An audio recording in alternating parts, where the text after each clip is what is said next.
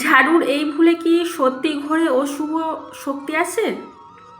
একটি শিক্ষামূলক ধর্মীয় কাহিনী। নমস্কার প্রিয় দর্শকবৃন্দ, আপনাদের সকলকে মনের আলো চ্যানেলে জানাই আন্তরিক স্বাগত।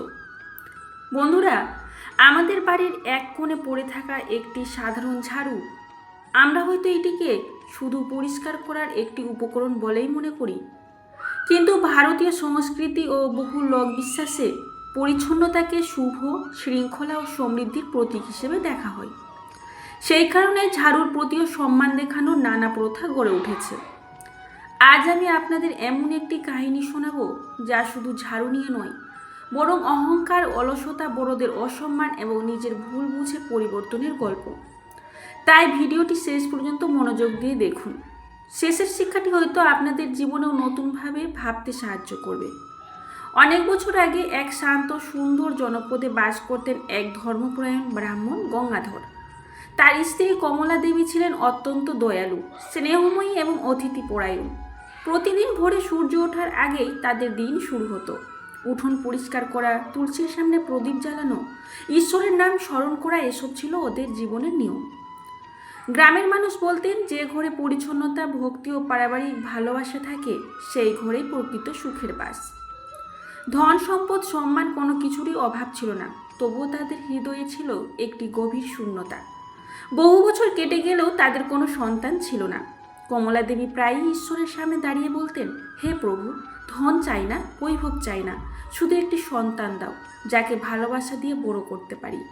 অবশেষে তাদের প্রার্থনা পূর্ণ হলো। এক শুভ দিনে তাদের ঘর আলো করে জন্ম নিল এক কন্যা সন্তান।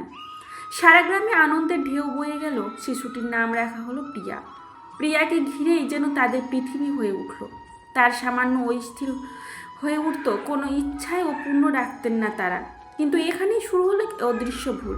ভালোবাসা যখন সীমা ছাড়িয়ে যায়, তখন তা অনেক সময় শাসনের জায়গা দখল করে নেয়। প্রিয়া ধীরে ধীরে বুঝে গেল যে সে যে চাইবে তাই পাবে। বয়স বাড়ার সঙ্গে সঙ্গে তার স্বভাবও বদলাতে শুরু করলো। সে নিজের কাজ নিজে করতে চাইতো না। বাড়ির চাকর বাকরদের ছোট করে কথা বলতো, বড়দের উপদেশ শুনে বিরক্ত হতো। সবচেয়ে আশ্চর্যের বিষয় ছিল যে সে পরিচ্ছন্নতা একেবারেই পছন্দ করতো না। ঘর এলোমেলো পড়ে থাকলেও তার কোনো চিন্তা হতো না। কমলা দেবী অনেকবার মেয়েকে বোঝানোর চেষ্টা করতেন, মা, ঘর শুধু ইট পাথরের নয়, পরিচ্ছন্ন ঘর মানুষের মনও সুন্দর রাখে। কিন্তু প্রিয়া হেসে উড়িয়ে দিত। সে বলতো, এত কাজ করার জন্য তো চাকর আছে, আমি কেন এসব করব। মেয়ের এমন আচরণে গঙ্গাধর ও কমলা দেবীর মন ভেঙে যেত। তারা বুঝতে পারতেন কোথাও না কোথাও তারা ভুল করেছেন। সময় গড়াতে লাগলো। প্রিয়া রূপে গুণে নয়, শুধু রূপে সবার নজর কাটতে লাগলো। কিন্তু তার অহংকারের জন্য কেউ তাকে সত্যিকারের শ্রদ্ধা করতো না। অনেক ভালো পরিবারের পক্ষ থেকে বিয়ের প্রস্তাব এলো, কিন্তু প্রিয়া একজনকে অপমান করে ফিরিয়ে দিল। কখনো কারো পোশাক নিয়ে হাসাহাসি করতো, কখনো কারো আর্থিক অবস্থাকে ছোট করতো। ধীরে ধীরে তার এই আচরণের কথা পুরো এলাকায় ছড়িয়ে পড়ল। গঙ্গাধর রাতের পর রাত ঘুমোতে পারতেন না। তিনি ভাবতেন, যে মেয়েকে এত ভালোবাসা দিয়ে বড় করলাম, সে কি কখনো সংসারের মূল্য বুঝবে? ঠিক সেই সময় ভাগ্য তাদের জীবনে নিয়ে এলো এক নতুন মানুষকে। একদিন প্রিয়া তার কয়েকজন বান্ধবীর সঙ্গে গ্রামের পাশে বনপথে ঘুরতে গিয়েছিল। হঠাৎ তার চোখ পড়ল এক যুবকের দিকে। সাধারণ সাদা পোশাক, কাঁধে একটি কাপড়ের ঝোলা, মুখে অদ্ভুত শান্তি, চোখে গভীর ভক্তি। তিনি ধীরে ধীরে মন্দিরের দিকে এগিয়ে যাচ্ছেন। যুবকের নাম ছিল হরিদাস। প্রিয়ার জীবনে এই প্রথম একজন মানুষকে দেখে তার মনে অদ্ভুত এক অনুভূতি জাগলো। সে জানতো না, এই এক মুহূর্তই তার জীবনের সবচেয়ে বড় পরিবর্তনের সূচনা হতে চলেছে। বন থেকে বাড়ি ফিরেও প্রিয়ার চোখে মুখে যেন সেই যুবকের ছবি ভাসছিল। সে সোজা বাবার কাছে গিয়ে বলল, বাবা, আপনি আমার জন্য অনেক ধনী ও সম্মানিত পরিবারের সম্বন্ধ এনেছেন, কিন্তু আমি তো কাউকে বিয়ে করব না। আমি বিয়ে করব শুধু সেই যুবককে যাকে আজ মন্দিরের পথে দেখেছি। গঙ্গাধর অবাক হয়ে গেলেন এবং তিনি লোক পাঠিয়ে যুবকের পরিচয় জানতে পারলেন। জানা গেল তার নাম হরিদাস। তিনি দরিদ্র ব্রাহ্মণ পরিবারের সন্তান। সামান্য আয়, ছোট্ট একটি কুঁড়ে ঘর, বৃদ্ধ বাবা মা, এই ছিল তার পৃথিবী। কিন্তু তার সবচেয়ে বড় সম্পদ ছিল সততা, ভক্তি এবং চরিত্র। গঙ্গাধর নিজে হরিদাসের সঙ্গে দেখা করতে গেলেন। হরিদাস অত্যন্ত বিনয়ের সঙ্গে তাদের স্বাগত জানালেন। সব কথা শোনার পর তিনি মাথা নিচু করে বললেন, আপনারা সম্মানিত মানুষ। আমি আপনাদের কন্যাকে সুখে রাখার মতো ধন সম্পদের অধিকারী নই, তাই এই প্রস্তাব গ্রহণ করতে আমার সংকোচ হচ্ছে। গঙ্গাধর মৃদু হেসে বললেন, বাবা, ধন সম্পদ মানুষকে বড় করে না, মানুষের চরিত্রই তার সবচেয়ে বড় পরিচয়। অনেক অনুরোধের পর অবশেষে হরিদাস রাজি হলেন। শুভ দিনে তাদের বিবাহ সম্পন্ন হলো। বিদায়ের সময় কমলা মেয়ের হাতে সংসারের কিছু প্রয়োজনীয় জিনিসের সঙ্গে একটি নতুন ঝাড়িও তুলে দিলেন। তিনি বলেন, মা, এই ঝাড়ুটি শুধু একটি জিনিস নয়, এটি তোমাকে প্রতিদিন মনে করিয়ে দেবে একটি সুখী সংসার করে ওঠে পরিচ্ছন্নতা, পরিশ্রম এবং ভালোবাসার উপর। প্রিয়া কথাগুলো মন দিয়ে শুনল না। বিয়ের পর গঙ্গাধর তাদের থাকার জন্য একটি সুন্দর বাড়ি তৈরি করে দিলেন। সঙ্গে একটি ছোট ব্যবসাও শুরু করে দিলেন, যাতে হরিদাস নিজের পরিশ্রমে সংসার এগিয়ে নিয়ে যেতে পারেন। প্রথম কয়েকদিন সব কিছু খুব সুন্দর চলছিল, কিন্তু ধীরে ধীরে প্রিয়ার পুরনো স্বভাব আবার ফিরে এলো। সে সকালে দেরি করে ঘুম থেকে উঠত, ঘরের কাজ করতে চাইতো না, বাসনপত্র দিনের পর দিন পড়ে থাকতো, উঠোনে ধুলো জমত, ঘরের জিনিসপত্র এলোমেলো হয়ে থাকলেও তার কোনো ভ্রুক্ষেপ ছিল না। হরিদাস কখনো রাগ করতেন না। একদিন তিনি শান্তভাবে বললেন, প্রিয়া, সংসার শুধু ভালোবাসা দিয়ে চলে না, দুজনের দায়িত্ববোধও দরকার। আমরা যদি নিজের ঘর নিজে যত্ন না করি তাহলে শান্তি ধীরে ধীরে দূরে সরে যায়। প্রিয়া বিরক্ত হয়ে উত্তর দিল, আমি এসব কাজ করার জন্য জন্মাইনি, দরকার হলে বাবাকে বলবো কয়েকজন কাজের লোক পাঠিয়ে দিতে। হরিদাস আর কিছু বললেন না। এদিকে প্রিয়ার শাশুড়ি সব কিছু নীরবে লক্ষ্য করছিলেন। তিনি নিজেই ভোরে উঠে ঘর পরিষ্কার করতেন, রান্না করতেন, সংসারের সব দায়িত্ব সামলাতেন। একদিন তিনি স্নেহ ভরে বললেন, মা, সংসারকে ভালোবাসলে সংসারও একদিন তোমাকে ভালোবাসা ফিরিয়ে দেয়। কিন্তু প্রিয়া হেসে বলল, আপনার সময় যেমন ছিল এখন আর তেমন নেই। শাশুড়ি আর কোনো উত্তর দিলেন না। কয়েক মাস কেটে গেল। হরিদাসের ব্যবসাও সমস্যা দেখা দিতে শুরু করলো। তিনি আগের মতন মন দিয়ে কাজ করতে পারছিলেন না। সংসারের অশান্তি তার মনকে ভারী করে তুলেছিল। একদিন ব্যবসার কাজে তাকে কয়েকদিনের জন্য অন্য শহর যেতে হলো। তিনি চলে যাওয়ার পর বাড়িতে শুধু প্রিয়া এবং তার শাশুড়ি রইলেন। পরদিন সকালে শাশুড়ি নিজের পুরনো ঝাড়ু দিয়ে উঠোন পরিষ্কার করছিলেন। প্রিয়া সেটা দেখে বিরক্ত হয়ে বলল, এত পুরনো ঝাড়ু ব্যবহার করছেন কেন?